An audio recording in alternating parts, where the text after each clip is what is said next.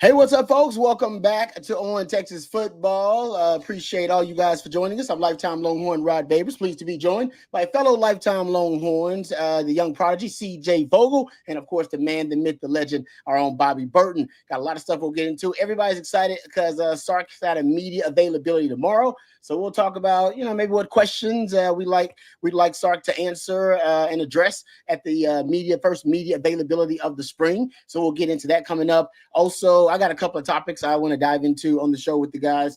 So I'll present those as we dive into the show and as we go on. There are a couple other sports that we want to also acknowledge. The women came up short in basketball today to South Carolina.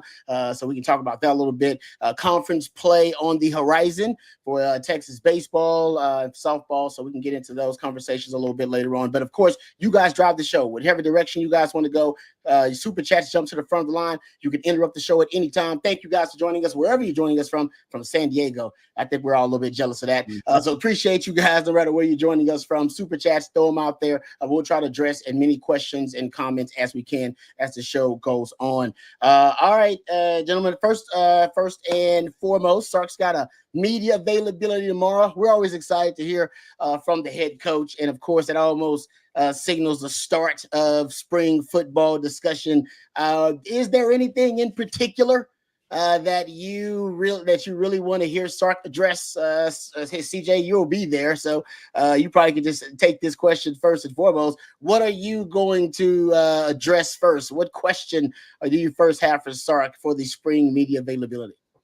For me, I might go a completely different route than many expected. I want to know how and where some of the ties are with these new coaches on staff. How did he come to find out about Chad Scott? What's the connection with Alan Clark?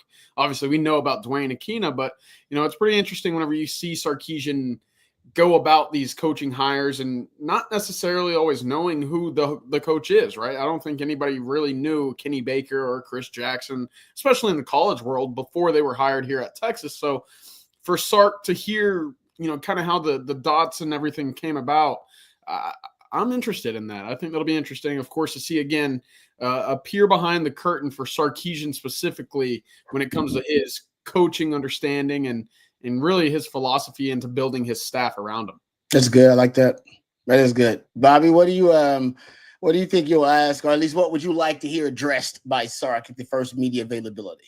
I think it's along the same lines as what CJ was asking, with a little bit of a tweak, maybe. And my thought process, and CJ, is this: what's Neil Brown going to do?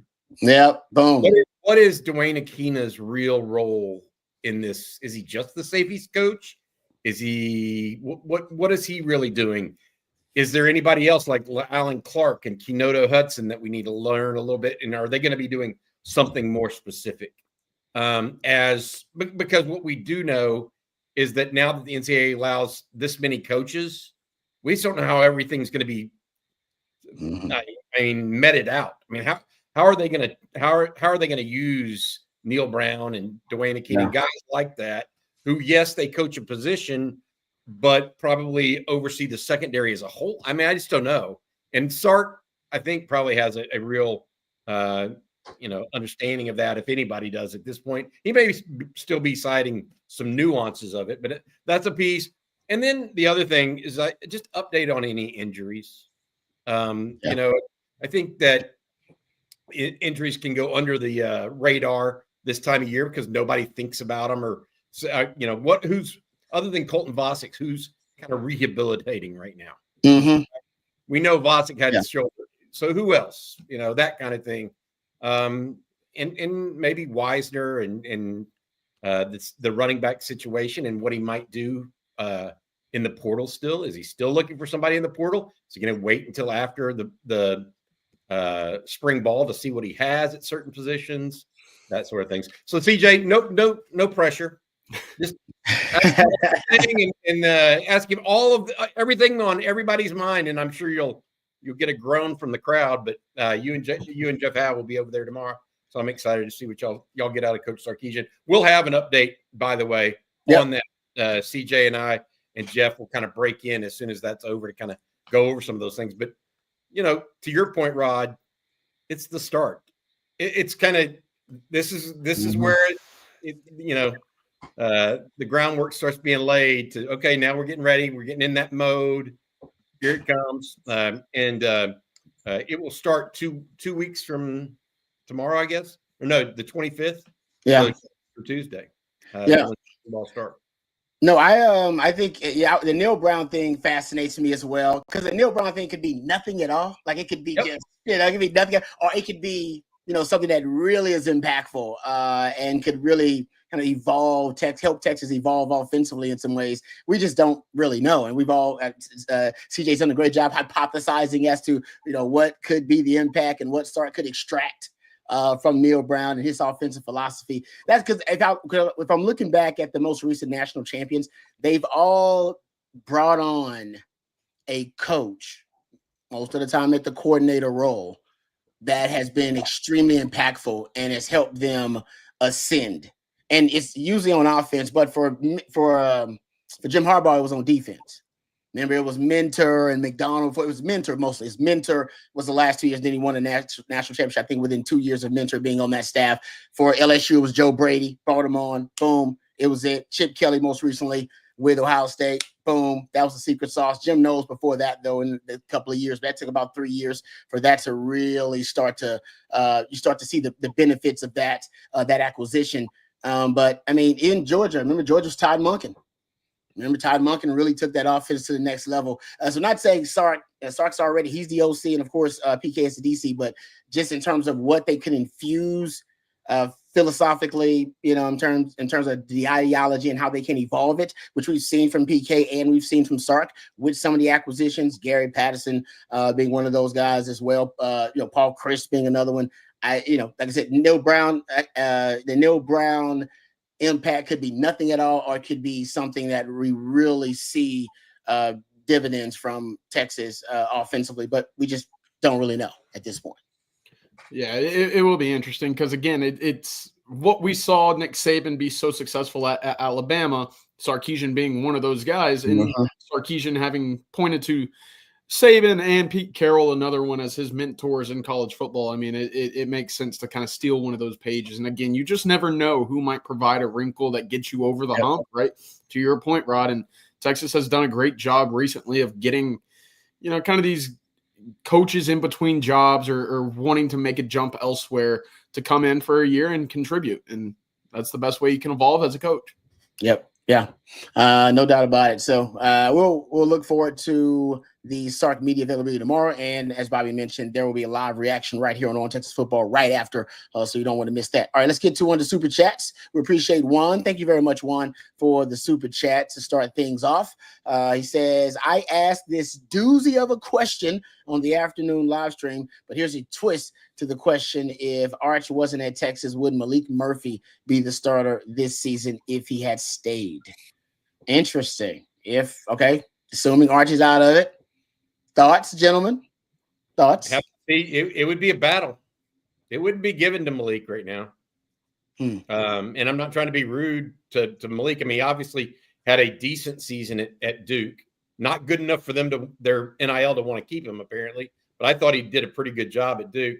But Trey Owens is a good quarterback, guys. I'm telling y'all, do not sleep on that guy. And the other thing about him, about Trey Owens, I think he has the physique to kind of handle some, much like Malik does. I mean, Malik's a big guy, right? Yep. Trey Owens is a pretty big guy too. I don't think that he necessarily would, Juan. I think he would be the favorite heading into it if Texas hadn't taken another quarterback instead of Arch in that 2024 class or 2023 class, excuse me. But otherwise, who knows? So it's an okay question to pontificate, but I'm not concerned because guess what? Arch Manning is the quarterback.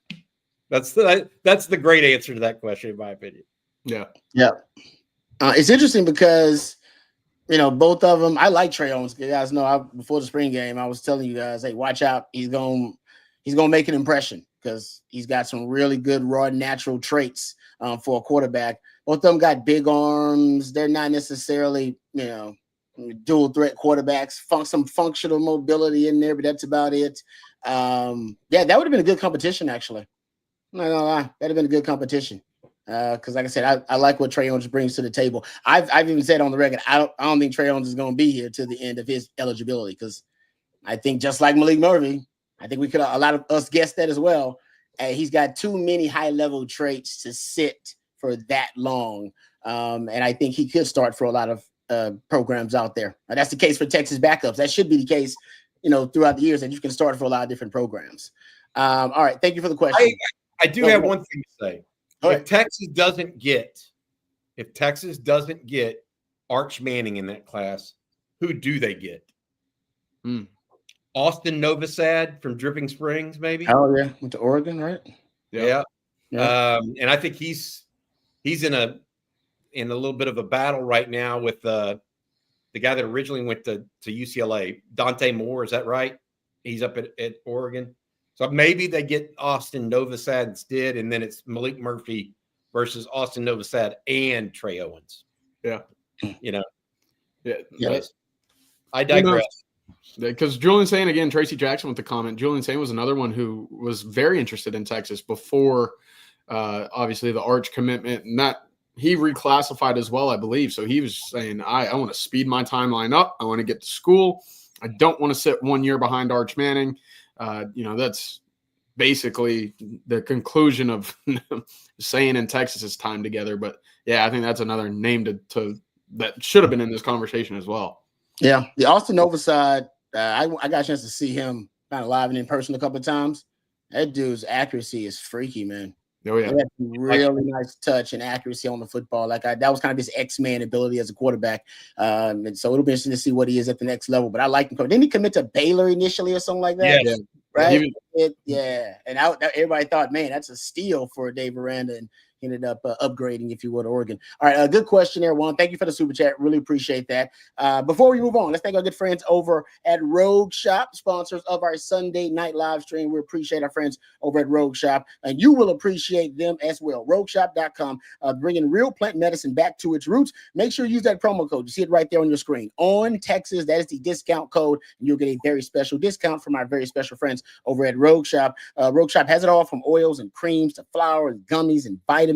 And if you're dealing with maybe sleep deprivation, maybe you're just dealing with aches and pains because of father time, or maybe from your old playing days, or maybe because maybe from working 9 to 5 every day, maybe it's starting to add up. No matter what your issues may be, maybe it's anxiety for you. That's a real issue. Our friends at Rogue Shop have a number of different products that can address plenty of different ailments that you may be dealing with. And we had one of our members here at On Texas Football tell me that they love Rogue Shop. So they were having some sleep issues, couldn't fall asleep. And now, because of a lot of the products over at Rogue Shop, they're sleeping really well, getting great sleep. And because of Rogue Shop, they say that their lifestyle, the quality of life is a whole lot better. So look over at RogueShop.com. Maybe they can improve your quality of life as well. Remember to use that discount code on Texas, and you'll get a very special discount at RogueShop.com. All right, let's get back to the questions. CB, my man CB always has great questions. CB wants to know straight up, who are the top candidates to replace right tackle coming up this spring? It's Brandon Baker is one. Andre Kojo is one. And then you'd have to think Jaden Chapman gets a chance too, in my opinion.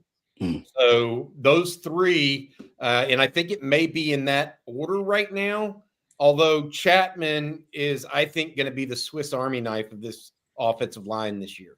I think he's going to be a guy that might be able to play either guard spot and either tackle spot.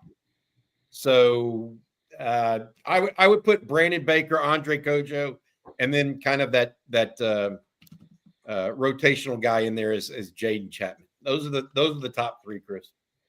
Without question. My brain actually, I saw RT and I thought Rodney Terry. So I don't know if I'm going to speculate on some of the names there, right? Maybe you're right. See, you know what? I apologize. I read literally, and I'm thinking football is on the brain, but it's not football season. It's basketball season. So honestly, CB is probably right. I apologize. I read too literally into things.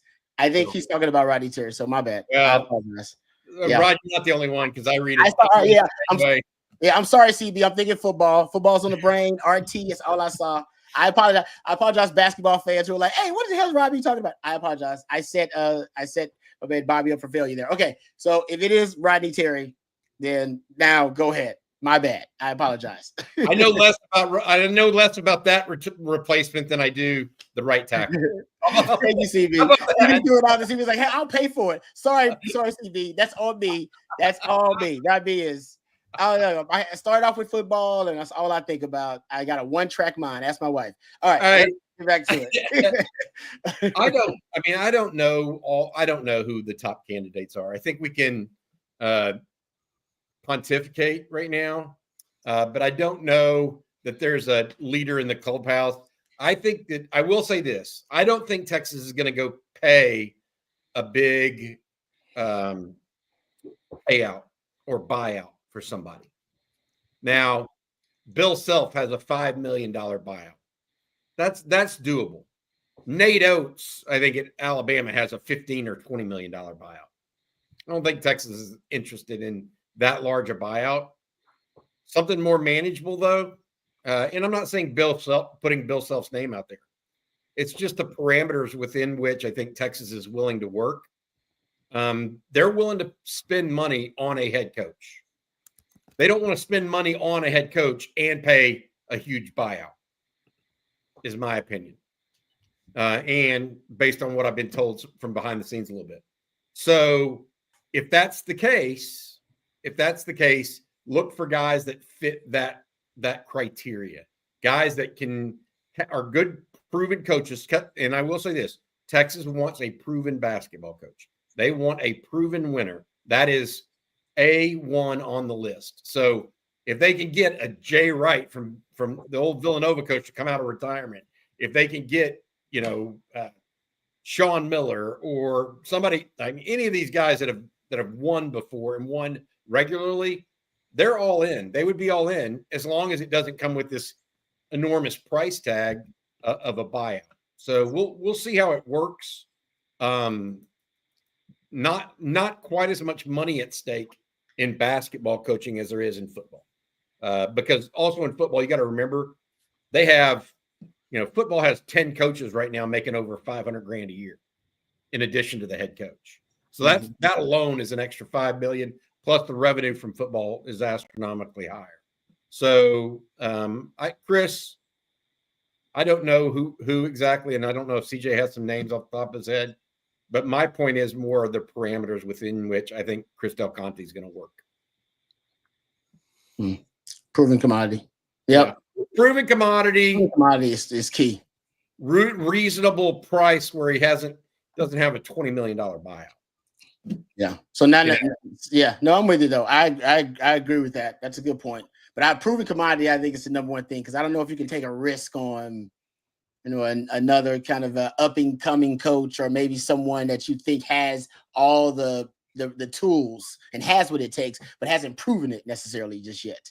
What are your thoughts, CJ? Yeah, I was just going to add that exact same thing, Rod. I mean, at this point with Texas basketball, when you compare it to the other sports here on the 40 acres, it's the one glaring weakness, right? And it's dragging behind what is otherwise, top 5, top 10, top 15 nationally ranked programs in just about every single sport. So to miss the tournament, which is looking very likely now, it's unfortunate. It's embarrassing to an extent, but otherwise it's just disappointing, because that's not the standard at Texas. But to the point, and should a coaching search comes, you got to be able to coach right away. You got to be able to take the X's and O's and just throw it out there and have your guys go execute, because that's exactly what it is. In college basketball with the transfer portal, you can go get 3, 4, 5 guys and completely revamp a team in which your program building can get kick-started immediately in basketball, as we've seen in several other programs across the place. Look, Texas Tech's on a coach 2 or 3 since Chris Beard, right? And they're back in the top 10 nationally. You can do that when you have the resources, and Texas should be able to compete nationally with those resources. You just can't be lacking in the X's and O's. And I think, this past weekend, specifically against Oklahoma, you saw that. All right. Thank you, CB. Appreciate that. That question. Sorry, I mixed it up. Now you got bonus though. You got a right tackle take and you got a Rodney Terry take. All in one question. You can only get that at On Texas Football. All right. How about this one from? Oh, actually, this is from Sean Dickinson. Says, how's Baxter and Clark recovering from injury? That's one of the things that Bobby said he wants to know from the media availability. Right, like, and that's kind of this is what you're talking about, Bobby. Is that your number one player you were thinking of when you said Baxter? Well, Vosick. How's Vosick getting along? Okay. Christian Clark. We saw. We talked about this last week. I mean, he's sitting there squatting 200 plus pounds right now, which is great whenever you consider he was coming off an Achilles injury, right? So. You're not squatting unless your Achilles is doing better. I can tell you that much. The world doesn't work that way with that tendon. But I think the Baxter's part of it. I think other injuries, just lingering things that may or may not be out there. I'm interested to see what it all is. Because look, football is never. I mean, one of the things I always say is it's 85 plus guys.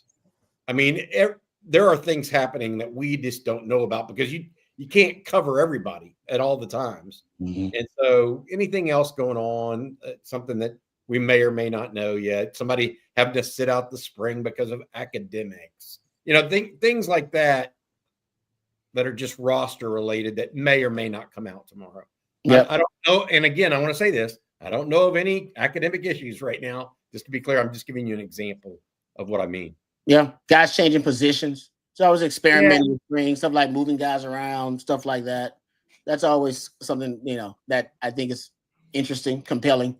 So I'm with that. Yeah, this is, Sark's always so forthcoming. It's always pretty fun going. Sark's media availabilities, I will say, are among the best of all Texas coaches. Not even the Mac ones. Mac was good, but Mac was holding court, and Mac would like to filibuster press conferences. He'd give you information, but you didn't have a lot of time. Sark opens it up and he'll answer a lot of questions for you. So that will be fun tomorrow. All right, getting back to the super chat. This is from Clint. Says, in y'all's opinion, what Longhorn basketball player in history would have done the best on the gridiron? That is a damn good question, Clint. That is a good question on that one. How about PJ Tucker as a defensive end? That is good. He's squatty. He's squatty. He got better tight end. How about here's another one for you that I guarantee you would, having seen him in high school and college, BJ Allen would have been a hell of a corner now. Woo! Wow. You remember him? Like he ran up from Port Arthur. Huh. Might have been before my time. I might have been before my time, right? Is he? He could be. Dude, he was a first round pick and then Torres. Oh, wow. Yeah, he was a top 10 pick as a point guard. Damn. Okay. And he could, when I say he could run, Rod, he could run with you. Like, I mean, he was 6 foot. Damn. I think he was a first round pick by the Sixers. Wow. Okay. I gotta look this up now. Y'all are killing me. I would have threw 80. I would have threw 80 pounds on Damian James and just said, "You're my right tackle." Oh,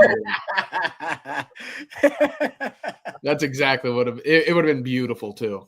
That's a good one. That's a good one. No, man, that's a really good question. I get them some thought. I said BJ Allen.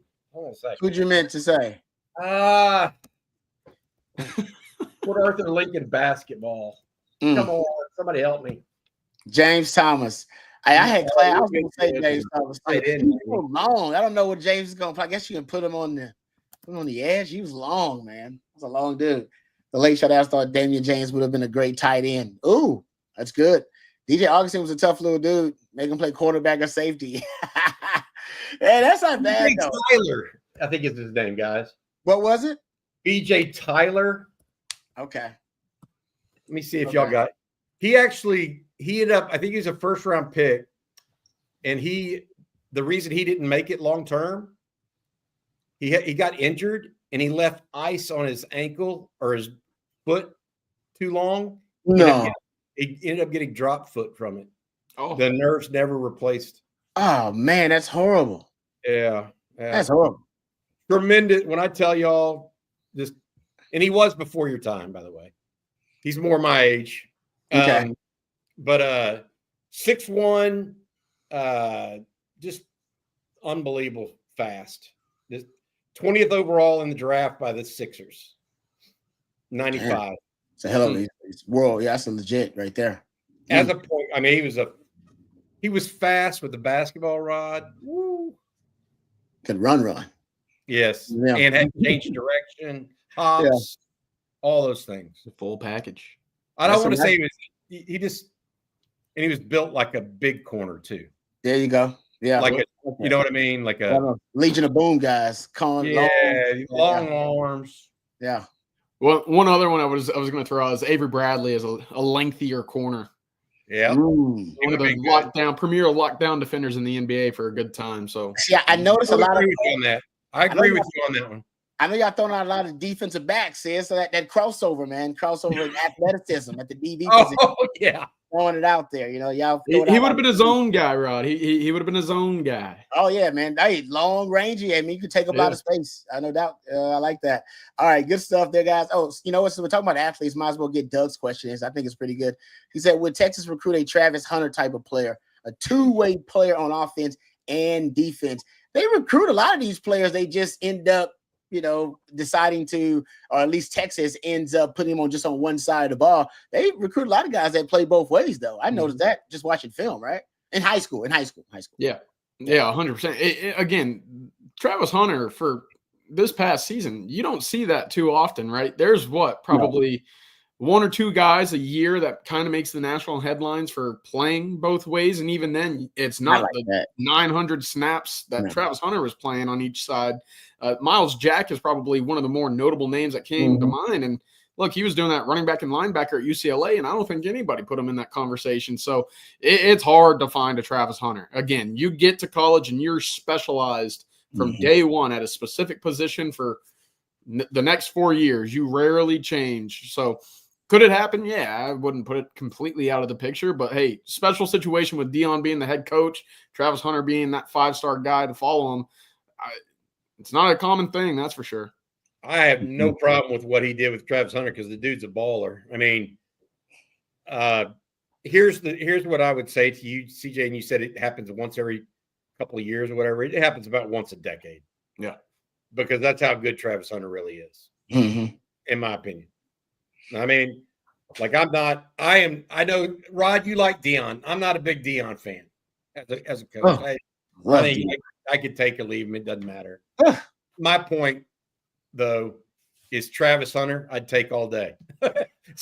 So I think he's just flat out special football player, special mentality on the football field to be that good and play, to your point, CJ, 900 snaps on both sides. I mean, we remember, Rod, you remember Charles Woodson.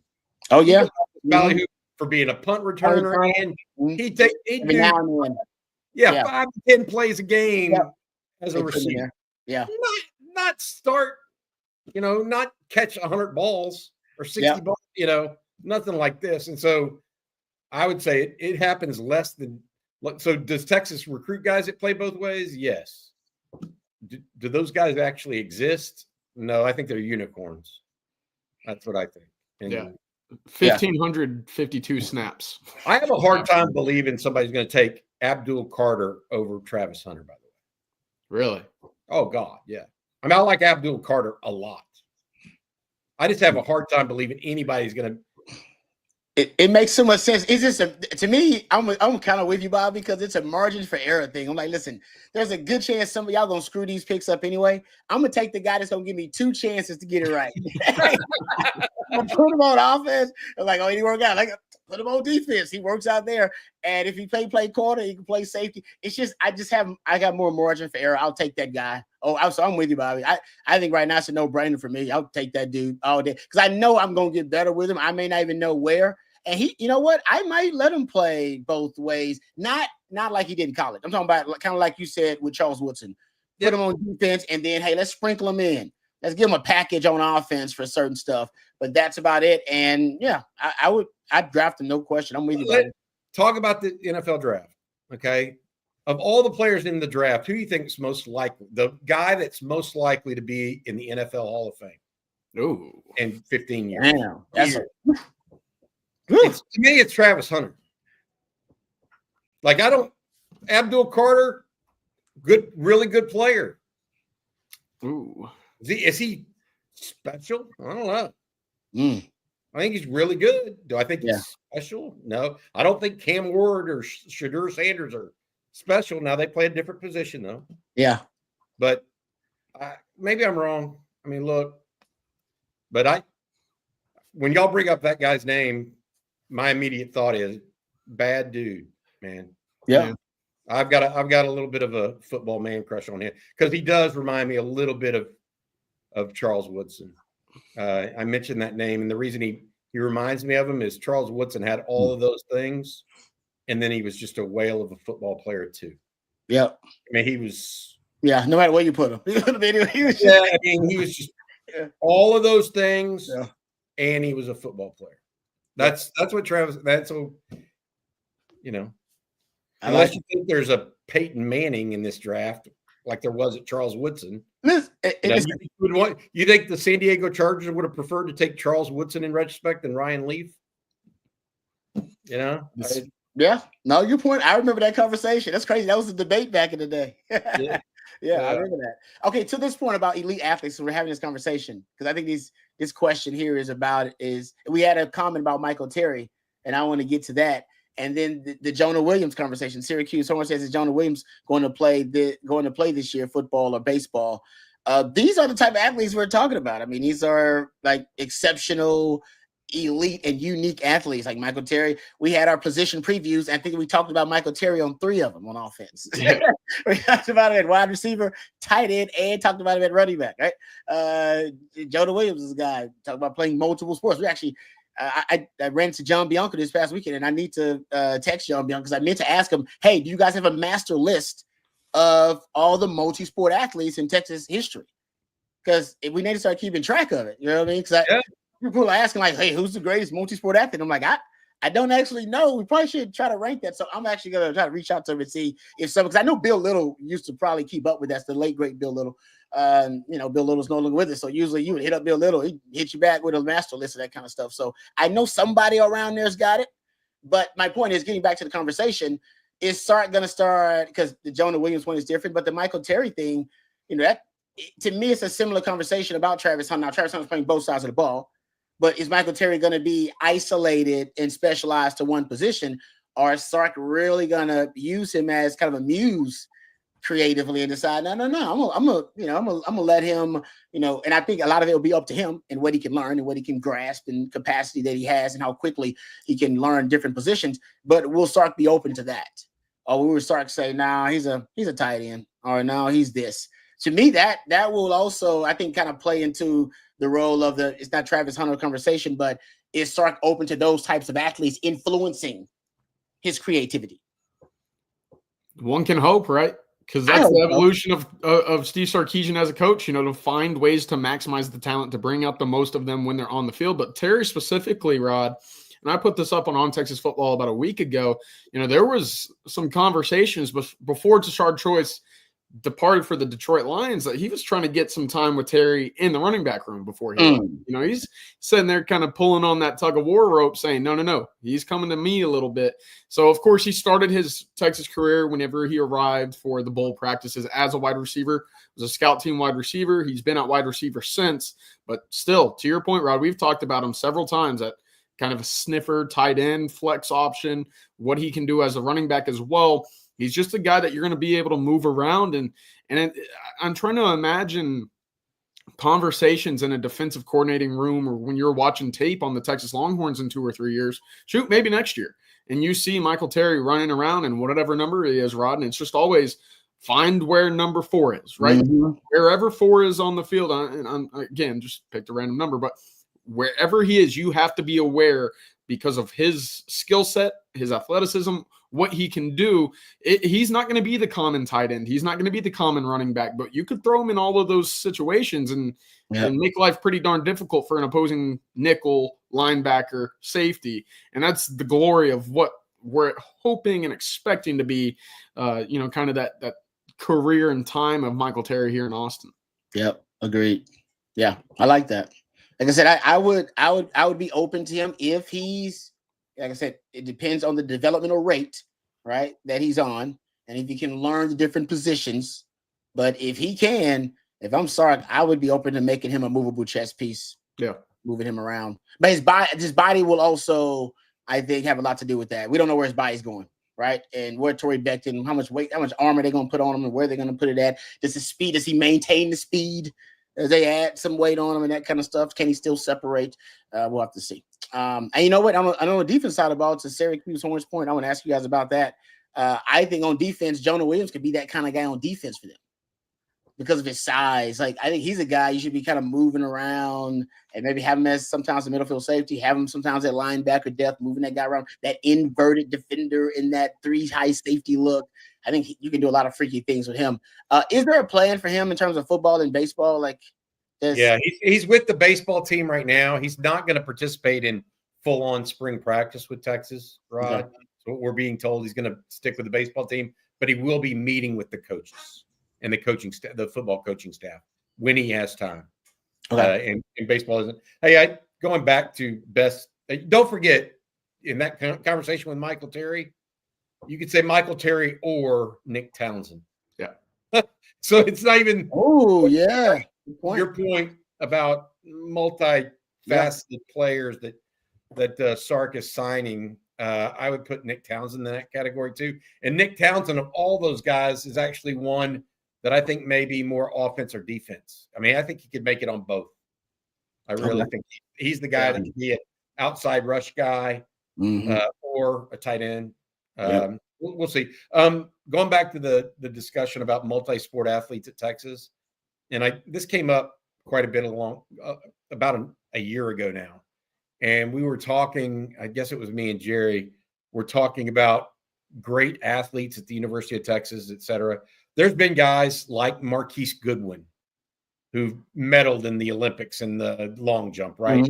As well as played NFL. Johnny Lamb Jones won a gold medal as a high school player and then was drafted, I think, 2nd or 3rd overall by the New York Jets. So a lot of guys. James Street played football and baseball, and Keith Moreland played football and baseball. This guy, Eric Metcalf, I mentioned him, I think, a long jumper. The guy that I remember the most that may have been the shortest and the smallest to do this. He played football, basketball, and ran track. He was 5'7", 145 pounds, and he lettered in all 3 sports at the University of Texas. He was all conference and a team captain in football at 5'7", 145. He was an All-American in track, and then he played on the basketball team. He won the 2A state championship in basketball. Is this your Tony Jones guy you was talking about? That is exactly who it is. Yeah, I remember Tony Jones. Yes, I remember. He played for the Oilers, is why you remember him, probably. Yeah, because we were talking about the Arkansas catch. Silas Bowden. Yes. We were talking about Silas Bowden and how small he was, and you were like, "No, he's not the smallest player I've ever seen." And you brought up Tony Jones. Yeah. Wow, That's crazy.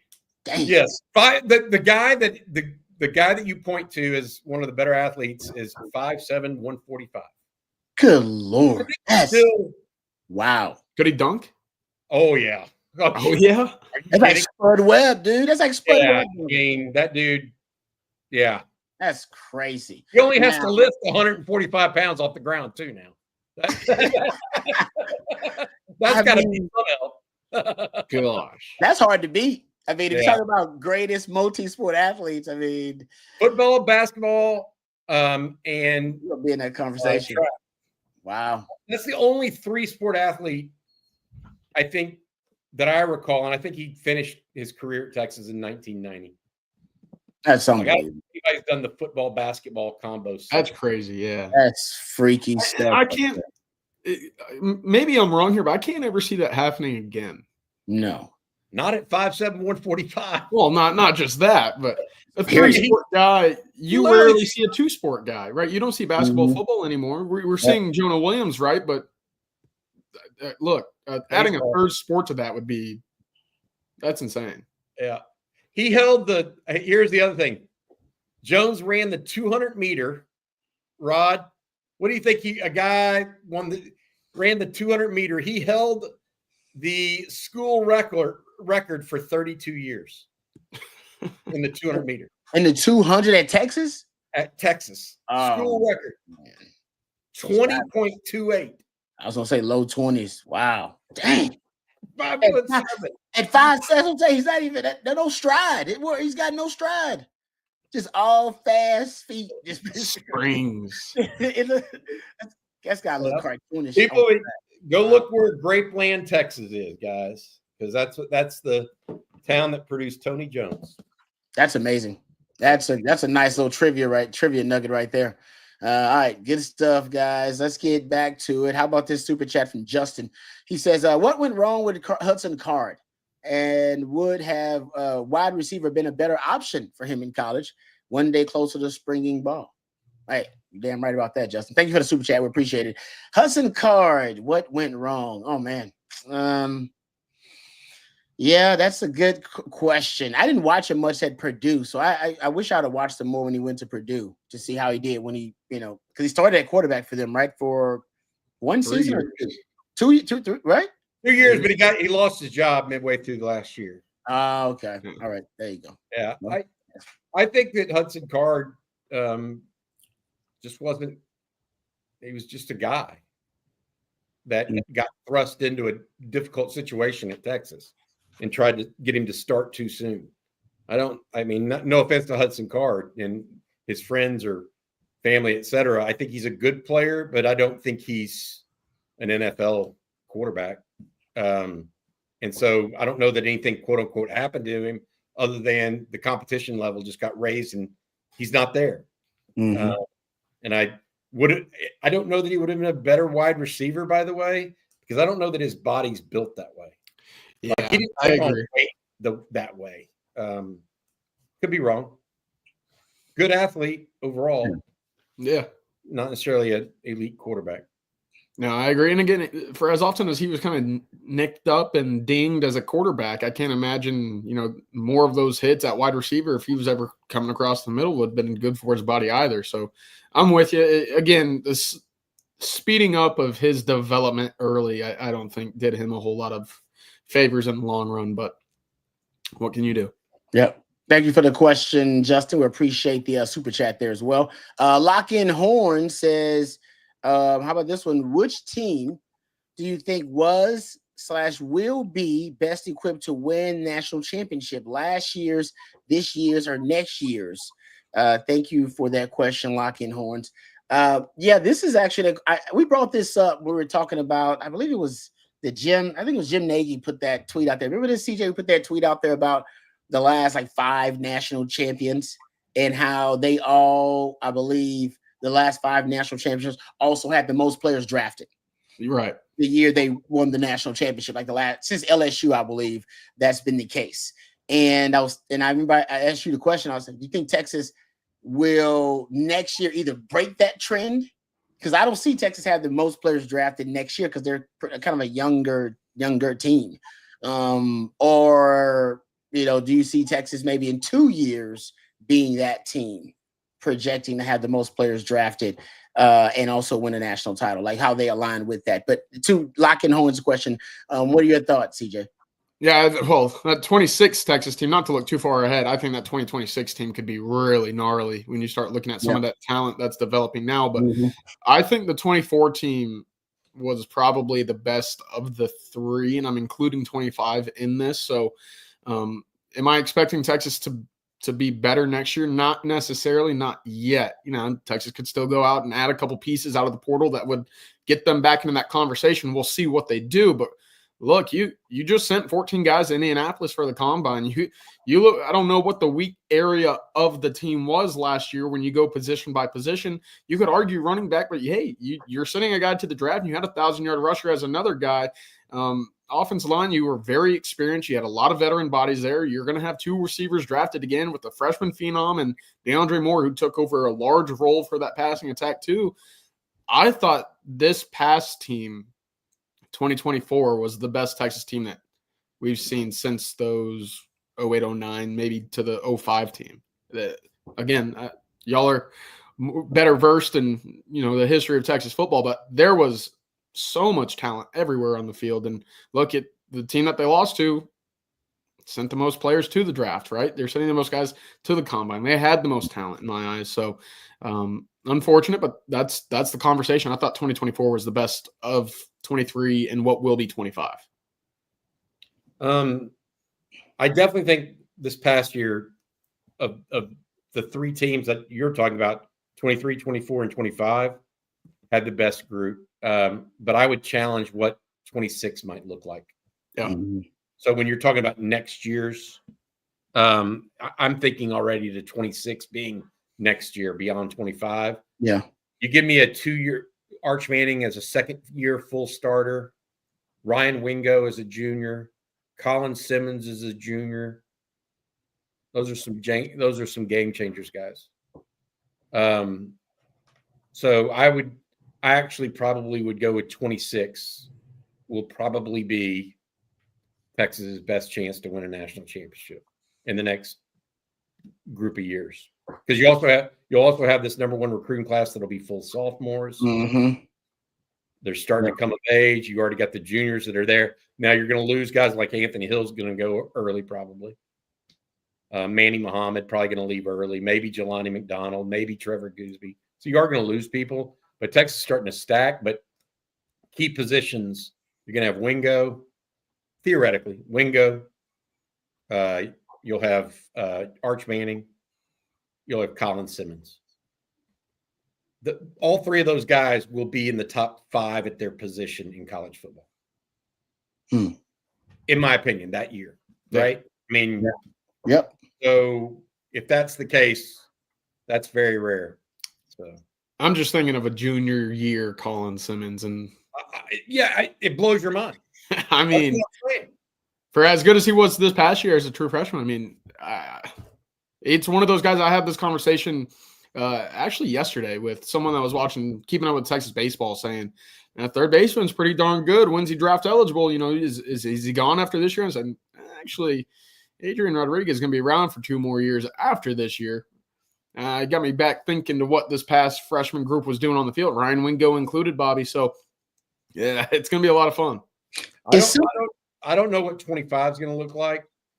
I would be a heavy bettor in 26. I like it. I'll just put it that way.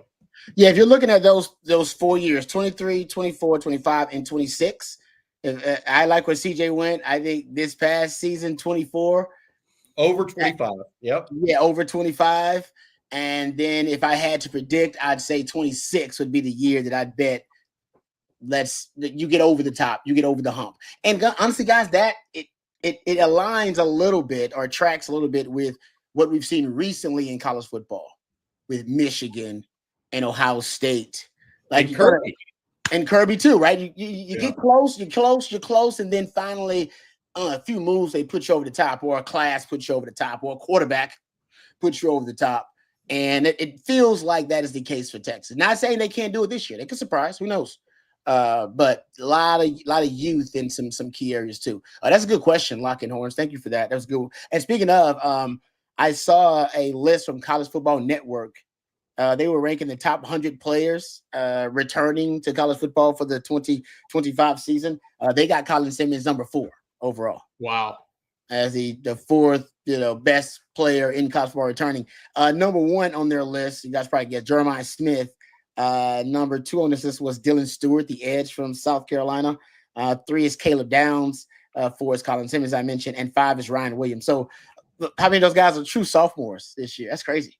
Like they basically said the best players. 4 of the 5. Yeah, exactly. Yeah. They're all true sophomores. Like the best players in college football is what they're saying. Yeah, they got Colin Simmons. Who were the 1 was Smith, 2 was who? 1 was Smith, 2 was Dylan Stewart, the edge out of South Carolina. Sophomore, true sophomore. Yep. And 3 was Caleb Downs. Yeah, he's a junior. Yeah, so he's the only one because Colin Simmons, true sophomore, and they got Ryan Williams. So. Yeah, so I'm with you. That dude, he could be scary good. So Jeremiah Smith's a freak, right? Yeah. Yeah. Can I ask you, would you rather have Ryan Williams in Sark's offense? Damn. That's a good question. They're both freaks. In my they're opinion. both freaks. You terms of one's more compatible with Sark's run to daylight philosophy in his offense. I don't know. I don't either. I mean, that's as hard a question as it's worth the question. It's worth the question. Is one more compatible with the other? He certainly fits the body size, like in mold, more of what Sark's had history and success with in the past. But look, I have a hard time taking anybody over Jeremiah Smith. As good as Ryan Williams is, Smith is freaky.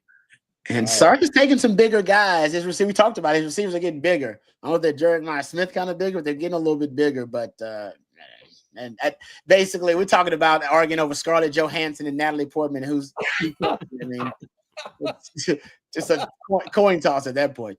All right, getting back to the questions. How about this one? Living rent free in UT says, CJ, Burrow's committed to Clemson. Is he expected to visit? I know Clemson has that no visit policy. Is that still a thing? Dabo does that? He like breaks up with you if you go visit another school. Is that real? It was. It still is for the most part for Clemson. Again, let's not forget, Rod. He took his first portal guy about 3 months ago. That's true. That's crazy. Maybe Clemson will have a changing of times as they get up to this current age of college football, but we'll have to wait and see. For Naeem Burrows specifically, he did commit to Clemson. Texas was expecting an official visit from Burrows June 20th. We'll have to wait and see if that's still on. We're checking behind the scenes, but right now, no word on whether or not Burrows will take his visits or just lock everything down, as we've seen in the past with Clemson commits. And another guy that Clemson actually went on a pretty solid run this weekend with commits. Adam Guthrie out of Ohio, offensive lineman, also committed to Clemson at the same time. That was originally an offensive lineman in the 26 class that actually reached out to me and said, hey, I saw Diabell committed, how do I get in contact with Texas? So that was originally the pull there that, some of the 2026 national players saw the commitment of Diabell and said, I want to go play with him. So Clemson, 2 solid pulls in this past weekend on the recruiting trail, but we'll check in on Burrows for you. Yeah, big year for Clemson, too. Clemson expect to be pretty good this year with Cade Klubnik coming back. Yeah. They got some momentum, a little momentum in recruiting this year. We'll see if they can capitalize on that. All right, thank you for that question. Oh, another one for you, CJ. This one, get to my man David Keith Williams. It's just a baseball shout out here. It says Texas baseball is 13-1 with 13 straight wins. I think they will consistently be within the top 10 on all of the college football baseball rankings on Monday. I agree. Look, pitching has been tremendous again, and Dylan Valantis, the first career start for the freshman, 5 1/3, 1 earned run. Liked what I saw. Pounded the zone, was consistent around the box, and then timely hitting towards the back end of that game to stretch that lead from 2-1 to 4-1 to 6-1. Really solid showing. Again, winning these early season games, that's the expectation, but you're seeing a lot of teams across the country, and more specifically a team not too far, east of us that they're just not winning these games. So Texas, 13 straight wins. They're figuring things out. They're rolling really well. Let's see if, Will Gasparino finds that consistent stroke. And I think they'll be flying into SEC play full steam ahead. They've got Mississippi State this weekend, guys. They open SEC play against Mississippi State in Starkville. Mike White's team, softball team, went 3-0 this weekend. They've got 2 games tomorrow against Dayton and Ohio State up in Ohio. And then they'll come home, and then they've got Florida this weekend to start SEC play. Okay. So those are – and I think that's at Florida, actually. So, but baseball will be ranked top 10. Softball will be ranked number 1. Hey, Rod. Nice.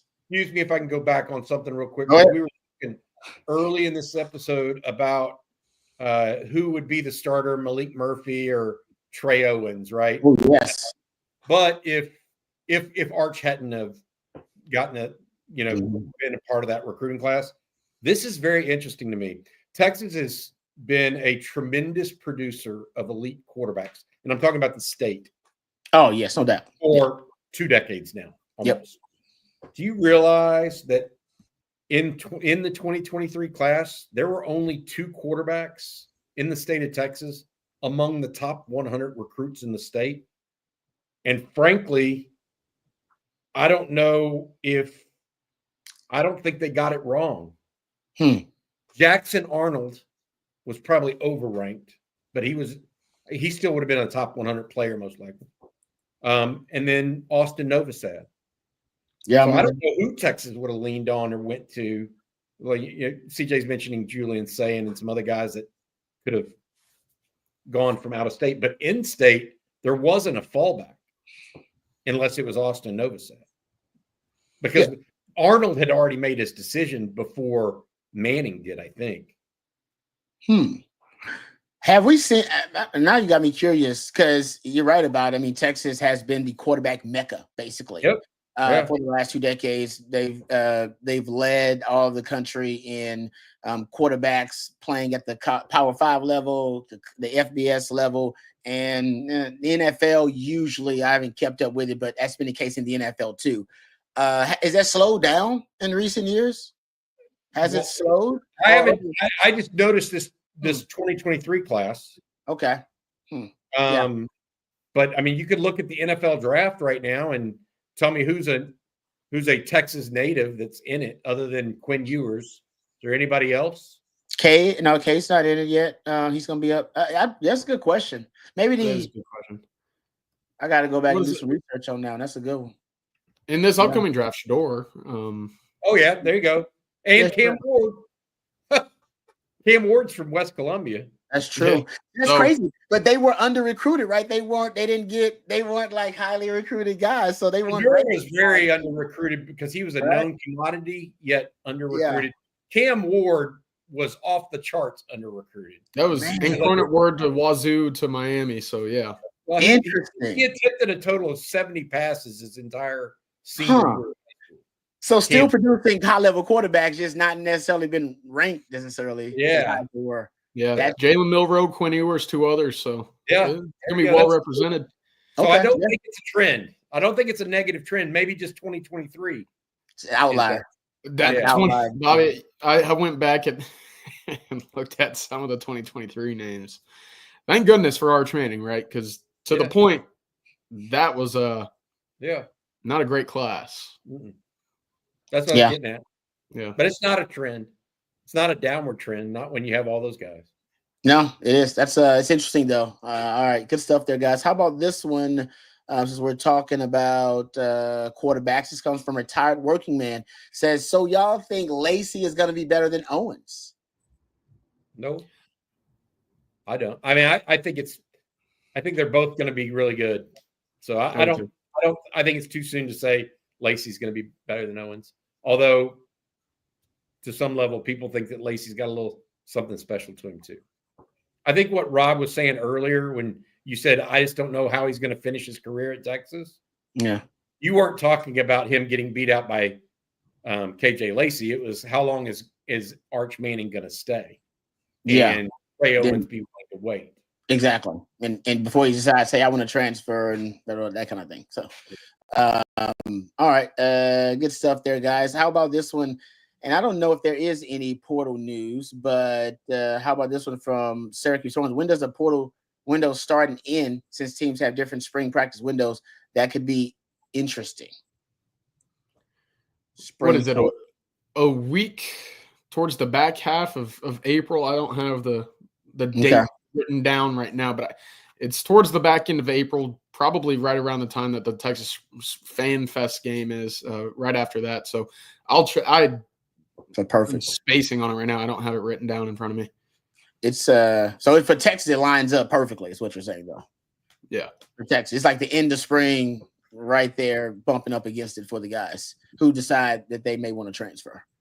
All right. Thank you guys for that. Appreciate it. Let me thank our friends over at Rogue Shop one more time as we creep closer to the end of our live stream. RogueShop.com, folks. We're bringing real plant medicine back to its roots. Make sure you use the promo code ON Texas. You'll get a very special discount from our very special friends over at Rogue Shop. They have it all, folks, from oils and creams to flour, gummies, and vitamins. You can go check out all of their great quality items at RogueShop.com, and they ship nationwide. So no matter where you are in this great country of ours, our friends at Rogue Shop can get their fabulous products to you. Recently had a member of the ON Texas football family tell me that they swear by Rogue Shop now. They were having sleep issues, couldn't get to sleep. They tried a couple of the products over at RogueShop.com, and now they are sleeping like a baby thanks to Rogue Shop. And and you will too. So go check them out. Whether it's sleep deprivation, maybe for you it's anxiety, maybe for you it's pains and aches of father time, and maybe your playing days, or maybe just from working hard every day. Whatever the issue may be, our friends at Rogue Shop have a variety of different products to address a number of different ailments for you. So check it out, RogueShop.com,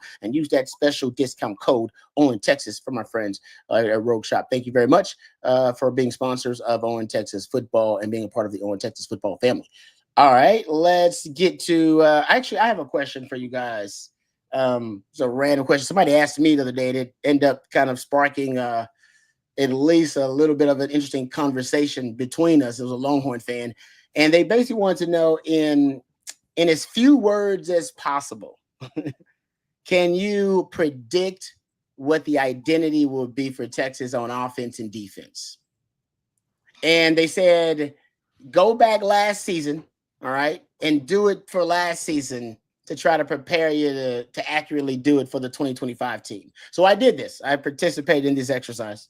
And what I came up with for the 2024 team is as few words as possible, try to describe the identity of the offense and defense. 2024 offense, explosive but critically flawed.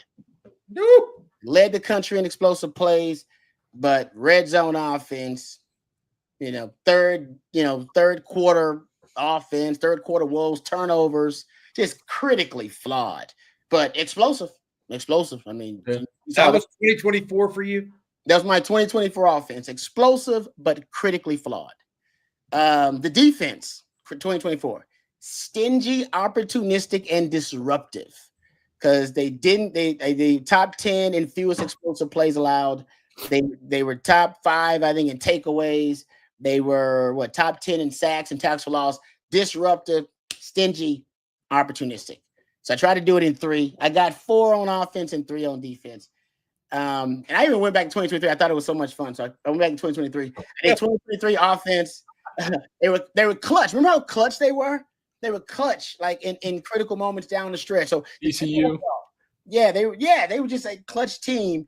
On defense, I did elite run defense. That's what I just elite run defense. That's what they were. The pass was terrible, but we're trying to go to the highlights here. So that was pretty much that was the exercise. I even went back to 2021, but I'll spare you that. We're not doing all that. We stay with the good years here. So that is the assignment. Can you, in as few words as possible, just predict the identity of the 2025 team? Or if you want to, you can go back and do 2024 to prepare you for it. But can you predict it? And I want to hear what you guys have to say, because obviously I already partook, so I cheated in this exercise. You have cheated, because those were some. I mean, you broke out Webster's on some of that. That's hard, Rob. Opportunistic, critically flawed. That wasn't my initial, but that's what over time, as we discussed. You worked your mission statement in. Yeah, I got the source up on the other screen, Rod. Just get on the same page as you. Yeah. All right, I'll go, and I've got two. I've got 2. For offense, I think it's going to be play action. It's going to. I think that's old school. Really revolve around that, because I think that's what he can do that may be a little different, that we haven't seen in Austin. No. Heavy dose of. And then defense, I just put pass rush. I don't know who the other corner is going to be. I don't know who's going to be back there with Taft necessarily. I just know whether if you have Colin Simmons, Trey Moore, Brad Spence, Ethan Burke, Anthony Hill, your butt's going to get after the quarterback. I don't know how. I don't know who else is going to be on the field at the same time. But you're going to get some guys. Engage it all. So that's what play action and pass rush. That was good. That was good. I like that. That was good. Yeah, that's tough. I was trying to brainstorm myself. The best way I could describe the 2024 offense last year was just consistently inconsistent. It was just that's good. There's always something that was holding the team back, whether it be untimely sacks, tipped interceptions, bad throws, no run game, penalties, false starts, who you name it. The red zone, of course, that was always an issue as well. that's the best way I could describe last year's offense. And look, that was the big undoing towards the back end of the year against Ohio State, obviously. So I think if you have to describe to build on what Bobby and you were saying, Rod, about the 25 team defensively, havoc is going to be one of those words that I use. I haven't gotten there just yet, but I'm all basketball mind right now with the conference tournaments. I mean, as a gambler, man, it's beautiful the next 2 weeks, right? So I'm glued to the televisions. I can't wait for March Madness, but I'm sitting there watching teams towards the back end of games, not knowing how to break a press, right? Bad turnovers, trying to get across midcourt. And I'm sitting there thinking havoc, full on pressure. And I can't help but draw that comparison to what that Texas front seven will do next year. And again, to see what Trey Moore did the final 7 games of the year, knowing what Colin Simmons will be in year 2, look, all it takes is like one guy for me in that middle that shows some sort of life. And I'm saying, yeah, you're going to have hell on wheels on the outside, Anthony Hill up the middle, Brad Spence, who's creeping up on 5 sacks last year for Arkansas. I'm all for it. So havoc was that number one way for me that I was like, okay. Yeah. That might be the only word, Rod. No. I love it. Actually, CJ, I ain't gonna lie, I'm not trying to steal it, but that was my description on defense too. Yeah. It's just, I agree with Bobby. There's gonna be so much pressure. It's not always gonna lead to a sack and a tackle for loss, but it's gonna lead to so many, splash plays on defense, forced fumbles, tip passes, interceptions. It's gonna be wild. How many guys are going to be rushing the passer that are going to be that are going to be pro football players? Yeah. I mean, Yep. I mean, seriously. I mean, how many about that? I got 4 in my mind right now. That's my point.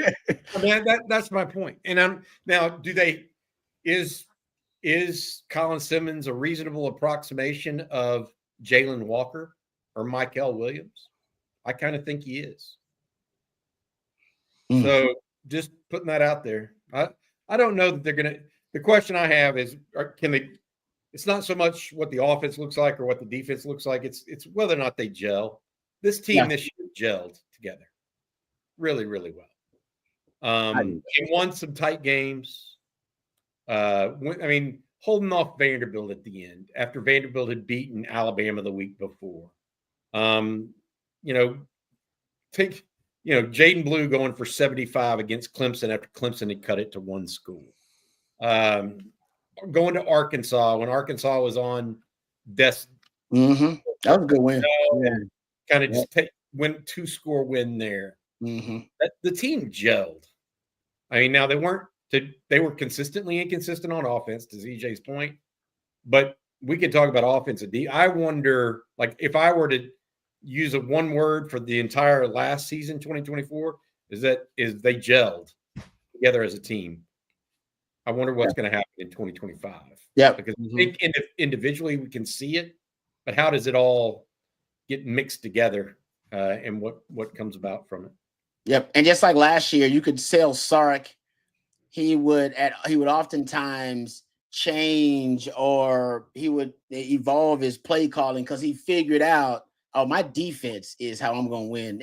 We winning games with defense this year. We're not winning. Our offense it's a great offense. It's got a lot of cheat codes and it's got a lot of unique athletes.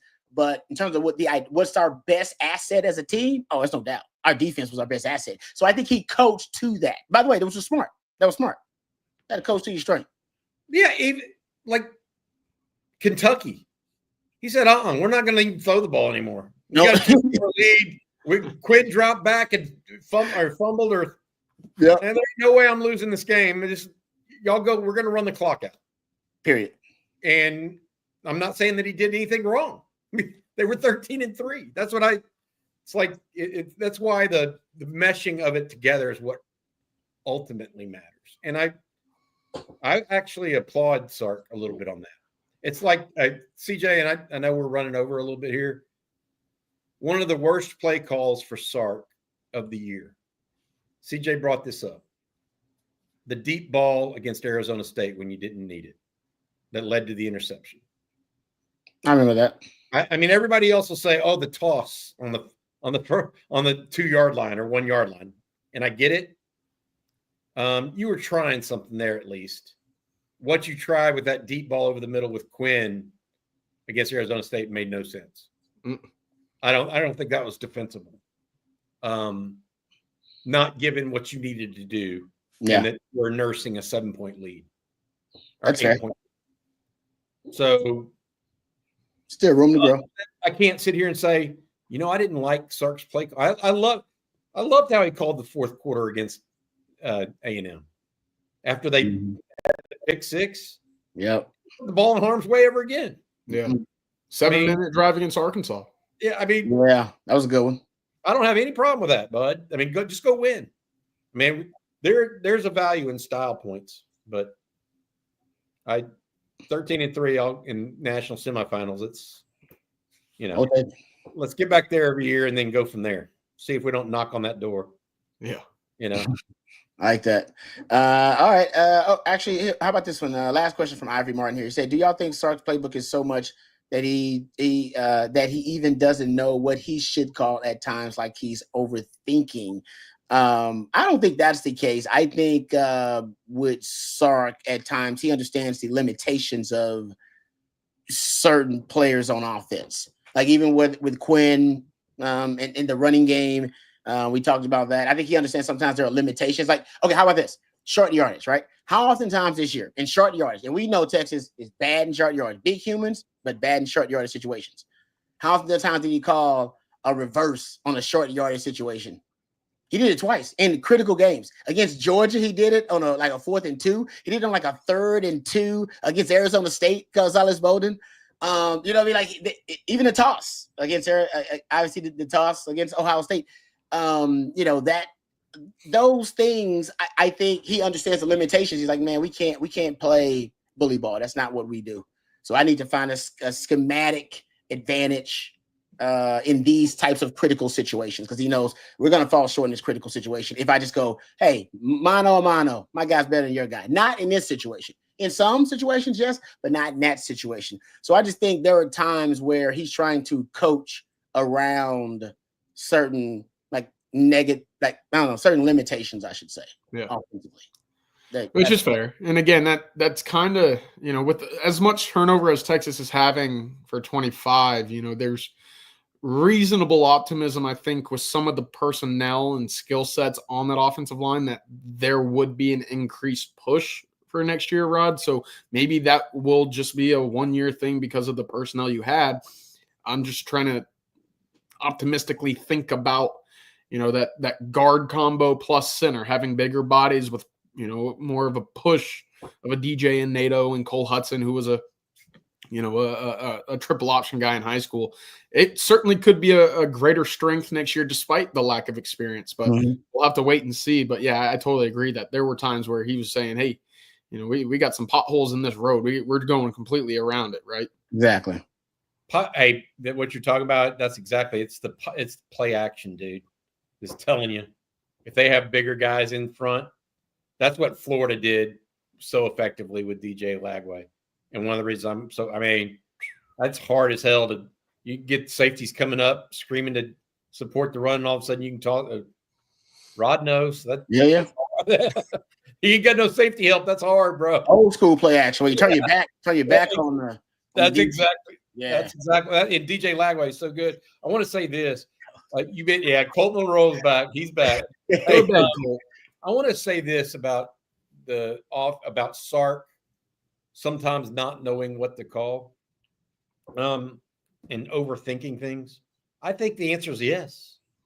And the reason why Andy Reid talks about overthinking things.